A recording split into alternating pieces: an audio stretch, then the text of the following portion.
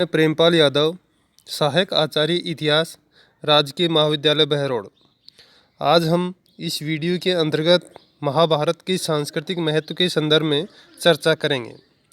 पूर्ववर्ती वीडियो में हमने महाभारत के रचयिता, महाभारत के रचनाकाल, महाभारत की कथा वस्तु तथा इसके सांस्कृतिक पहलुओं के प्रारंभिक बिंदुओं पर चर्चा की थी।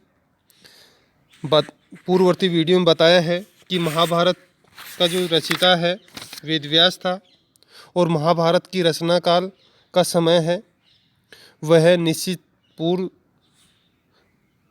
पूर्वक तो नहीं कहा जा सकता, लेकिन इतना कहा जा सकता है कि महाभारत का निर्माण पाणिनि के उत्तर काल में एवं पतंजलि के पूर्व काल में हुआ था। विद्वानों के यदि मतों को देखें तो मैकडोनल्ड ने इसे 500 ईसा पूर्व और डॉक्टर राधा कुमुद मुखर्जी ने इसे 200 ईसा पूर्व की रचना माना है, जबकि डॉक्टर D.R. भंडारकर का मत है कि ईसा पूर्व 500 तक महाभारत एक प्रसिद्ध धार्मिक ग्रंथ बन चुका था। रचना काल के संबंध में हेपकिंस का मत उल्लेखनीय है। वे इसके विकास के निम्न 5 स्तर बताए हैं।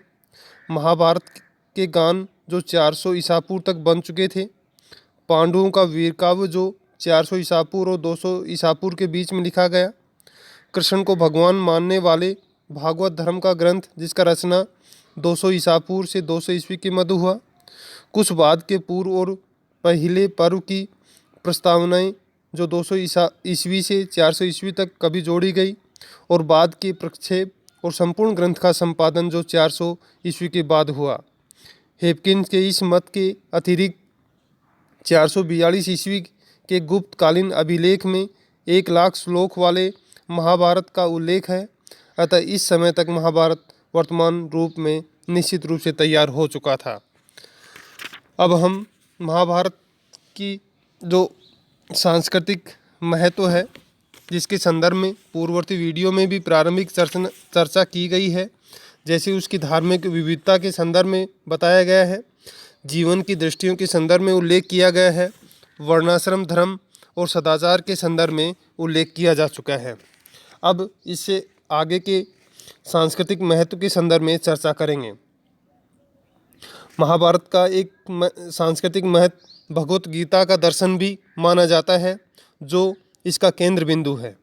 महाभारत रूपी समुद्र के मंथन से भगवत गीता रूपी अमृत कलश भी प्रकट होता है।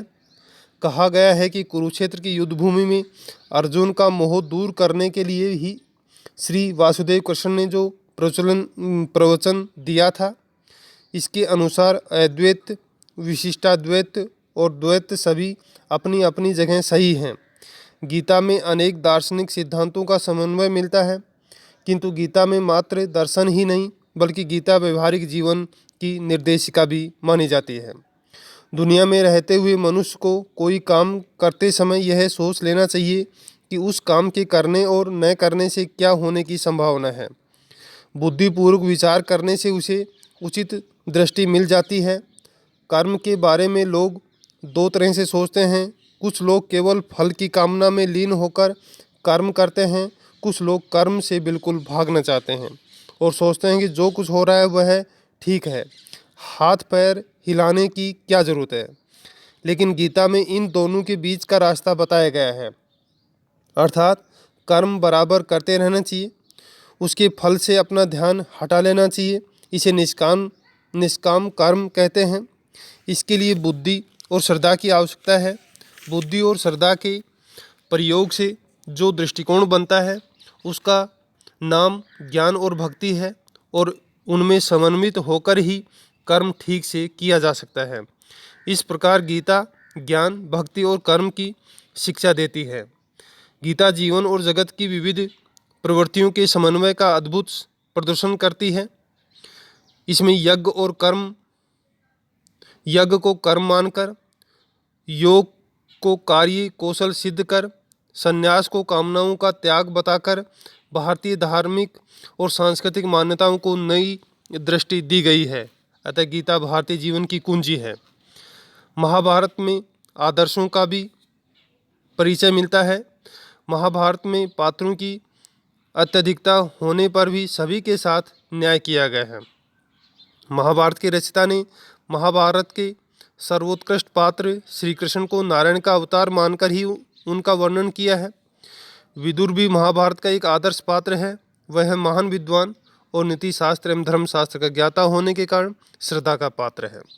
धृतराष्ट्र विदुर का श्रेष्ठ भ्राता है, फिर भी हस्तिनापुर के हितों को ध्यान में रखते हुए वह धृतराष्ट्र को कई बार सलाह देता है और राजा होते हुए वे अपने पुत्र की महत्वाकांक्षाओं को अपने निर्णयों में आड़े नहीं आने दे।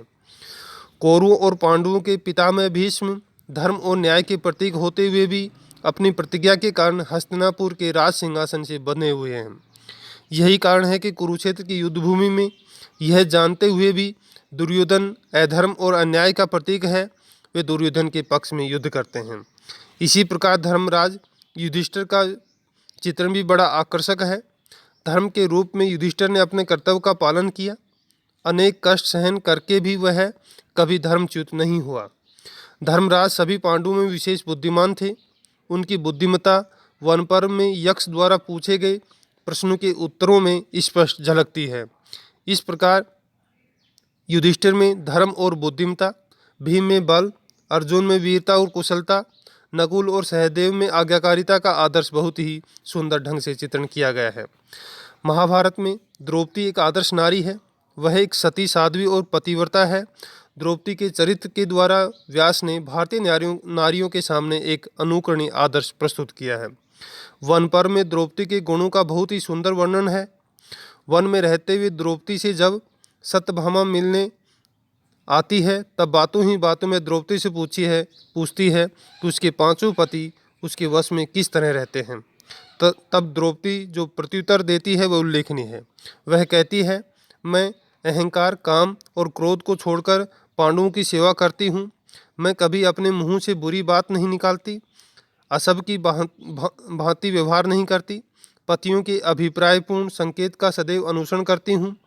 देवता, मनुष्य, गंधर्व या कितना भी रूपवान संपन्न पुरुष मेरे सामने आए फिर भी मेरा मन पांडवों को नहीं छोड़ता। पतियों और उसके सेवकों को भोजन कराए बिना मैं कभी भोजन नहीं करती।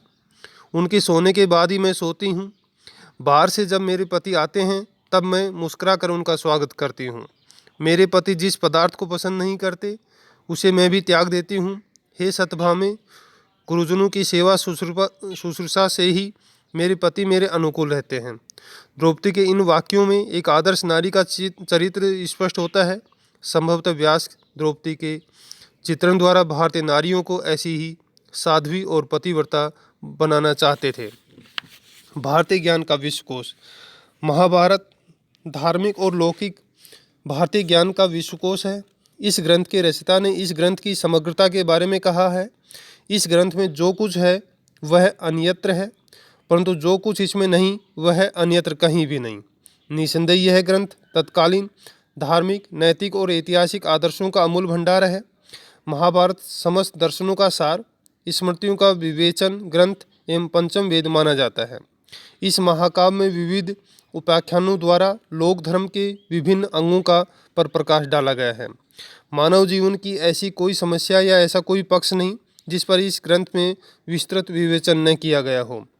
आदि पर्व में महाभारत को केवल इतिहास ही नहीं बल्कि धर्मशास्त्र, अर्थशास्त्र, कामशास्त्र, नीतिशास्त्र तथा मोक्षशास्त्र भी कहा गया है। ऐतिहासिक दृष्टि से महाभारत कौरव पांडवों के पारस्परिक राजनीतिक संघर्ष का इतिहास तो है ही, परंतु साथ ही वह भारतीय संस्कृति और हिंदू धर्म के सर्वांगीण विकास की गाथा भी है। इसमें तत्कालीन धार्मिक, नैतिक, दार्शनिक, सामाजिक, राजनीतिक और ऐतिहासिक घटनाओं का अमूल्य एवं अक्षय संग्रह है।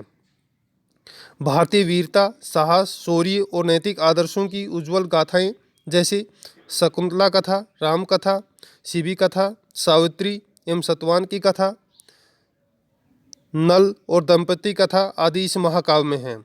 इतिहास और चरित्र की तो यह खान है। महाभारत एक श्रेष्ठ धर्मशास्त्र भी है जिसमें पारिवारिक तथा सामाजिक जीवन के विधि विधानों तथा धर्म की विस्तृत व्याख्या की गई है। शांति पर्व में राजधर्म, आपद धर्म एवं मोक्ष धर्म तथा अनुशासन पर्व में दान धर्म का विवेचन है। महाभारत नीति शास्त्र का भी महत्वपूर्ण ग्रंथ है। शांति पर्व में भीष्म का राजनीतिक तथा धर्म के विभिन्न पक्षों पर लंबा प्रवचन है। सभा पर्व में नारद का राजनीतिक विषय पर प्रवचन है। नीतिकारों में महात्मा विदुर का महत्वपूर्ण स्थान है। विदुर नीति और संजय नीति महाभारत का महत्वपूर्ण अंग है। महाभारत अध्यात्म शास्त्र का अनुपम ग्रंथ है। इसमें भगवत गीता, संस्तु जाति अनुगीता, पारसर गीता, मोक्ष धर्म आदि महत्वपूर्ण अंश संकलित हैं। महाभारत में श्रेष्ठ धार्मिक, दार्शनिक, आध्यात्मिक सिद्धांतों का समावेश होने से इसे हिंदू धर्म का वृहद कोश कहा गया है। पौराणिक आख्यानों उपाख्यानों का समावेश होने से इसे पुराण संहिता भी माना गया है। कर्म, भक्ति, ज्ञान, तप आदि मार्गों का विवेचन मोक्ष के साधनों के रूप में होने से कुछ विद्वान इसे मोक्ष शास्त्र भी कहते हैं।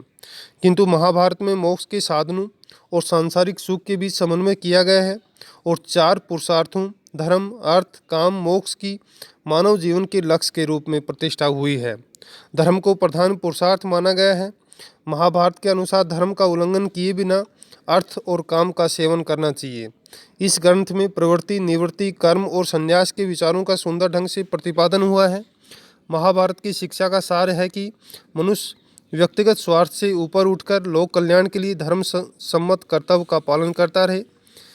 इस विषय विविधता के कारण महाभारत ऋग्वेद के बाद संस्कृत साहित्य का सर्वाधिक महत्वपूर्ण ग्रंथ है।